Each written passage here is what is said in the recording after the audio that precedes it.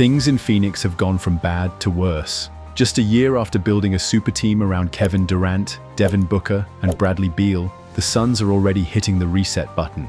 According to Shams Charania, the Suns are now listening to trade offers for Kevin Durant. Teams that there was mutual interest with Kevin Durant and those teams, and that's Minnesota, that's New York. Yes, the same KD they gave up almost everything to get just over a year ago. And that's not all. The team has also fired head coach Mike Budenholzer after just one season. Clearly, the organization is heading in a new direction, and that likely means big changes are on the way, starting with Durant. Even at 36, Durant was still putting up elite numbers this season. 26.6 points, 6 rebounds, 4 assists, and more than a block per game in 62 starts. But it didn't matter. The Suns finished 36-46, missed the playoffs entirely, and didn't even make the play-in tournament. This team, which was supposed to compete for a championship, collapsed completely. To understand how we got here, we have to go back to the 2023 trade deadline. That's when Phoenix went all in, sending Mikal Bridges, Cam Johnson, Jay Crowder, 4 unprotected first-round picks, and a pick swap to Brooklyn in exchange for Kevin Durant and TJ Warren. It was one of the biggest trades in league history, a move meant to push the Suns over the top. But the plan failed, badly. Even with Durant's talent and resume, 2 championships, 11 All-NBA selections, and a reputation as one of the greatest scorers ever, the team never found its rhythm. Injuries kept key players off the court, the coaching staff couldn't find consistency, and the roster lacked the depth needed to compete at a high level. The chemistry just wasn't there. Now, the Suns are expected to work with Durant and his agent, Rich Kleiman, to find a new team. And according to reports, several teams are interested. But Phoenix is in a tough spot. They traded away young talent, draft picks, and flexibility for a championship window that closed before it even opened. That gamble didn't just cost them future assets. It also left them with a bloated payroll and serious financial strain heading into the future. Heading into the 2024-25 season, the Phoenix Suns are in serious financial trouble. Under owner Matt Ishbia, the team has gone all in on a superstar trio, whose combined salaries exceed $150 million. The team's total payroll is now over $220 million, making it the highest in the NBA, with a projected luxury tax bill of $188.9 million. By crossing the second tax apron, the Suns have triggered major restrictions, including a hard cap and reduced flexibility in trades and signings. Most teams avoid this situation, but Ishbia's aggressive spending shows he's willing to pay the price, even if it risks long-term damage. The 2023-24 season ended in disappointment, with Durant reportedly feeling underutilized. Now the front office is scrambling to fix the roster, recently trading David Roddy for E.J. Liddell and aiming to open a spot for a point guard.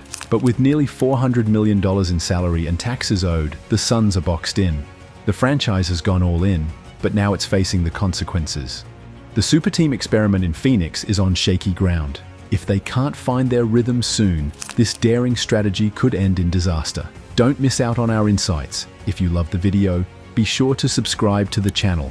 And here's the part that hurts. Even if the Suns wanted to fix things, their options are borderline non-existent. Their hands are tied. The best case scenario? Somehow convince Bradley Beal to waive his no-trade clause. But that's a long shot. He's locked in, comfortable, and even if he agrees, what team is jumping at the chance to absorb that massive contract? He's been injured, his production is slipping, and the price tag is brutal. So if Beal stays, which is more likely, the Suns may have no choice but to pivot around Devin Booker. Durant? He's likely nearing the exit. That would leave Booker once again as the face of the franchise. But what kind of foundation is left to build on? The bench is gutted, the cap space is gone, the draft cupboard is empty, and Beal's deal doesn't expire until 2027.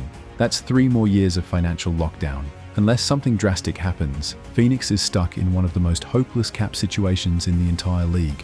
And it all goes back to one thing: short-sighted decision-making. The Suns bet everything on star power and ignored depth, chemistry, and balance. Now, that gamble is blowing up in their face. Let's focus on the man at the top, because the front office dysfunction isn't happening in a vacuum. Phoenix. Stephen A. Smith didn't hold back on ESPN's First Take, launching a scathing critique of Suns owner Matt Ishbia following the firing of head coach Mike Budenholzer after just one season. But the criticism extended far beyond that decision. Smith's frustration quickly shifted from players like Kevin Durant and Budenholzer to the man orchestrating the chaos behind the scenes, Ishbia himself. "I don't know Matt Ishbia, the owner of the Phoenix Suns, or Josh Bartelstein, the CEO," Smith said. "I don't know Matt Ishbia, the owner for the Phoenix Suns. Josh Bartelstein, the CEO of the Phoenix Suns." "We're going to leave James Jones out of this because he was part of the Suns' finals run, so clearly he knows what he's doing. But Ishbia, he's on a dangerous path." Then came the real hammer. Matt Ishbia needs to realize that right now he's on the verge of becoming the worst owner in NBA history, and that's saying a lot.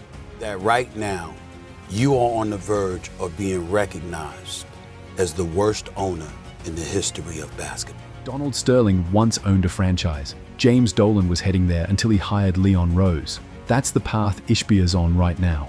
Smith's words weren't just a headline-grabbing rant. They reflected a growing concern around the league.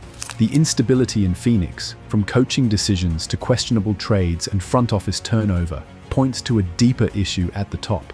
The Suns aren't just a team in transition. According to Smith, they're a franchise dangerously close to being ruined from the inside out, and Matt Ishbia is at the center of it.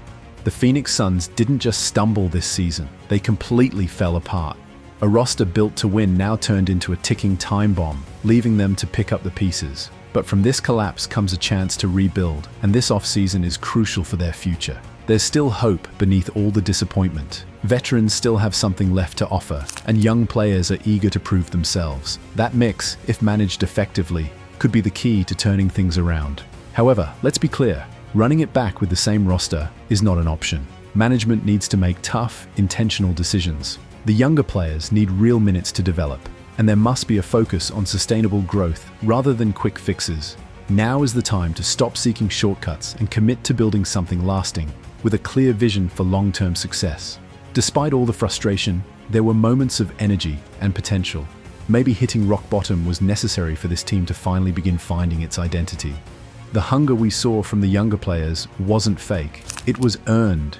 And in a season filled with chaos and disappointment, that kind of effort stands out. It's exactly what the Suns need if they want to rebuild from the ashes, not just patch up what's already broken.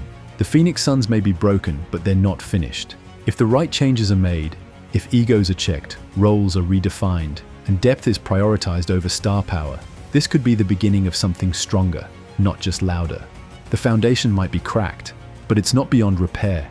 Can the Phoenix Suns turn it around, or has the damage already been done? With the super team experiment falling apart and financial pressure weighing heavily on the franchise, the future is hanging by a thread. But one thing is clear, the upcoming offseason will be the ultimate test. Tough decisions are ahead, and how they handle them will shape this team for years to come. If you found this breakdown insightful, subscribe for more deep dives, and let us know in the comments what you think is next for Phoenix.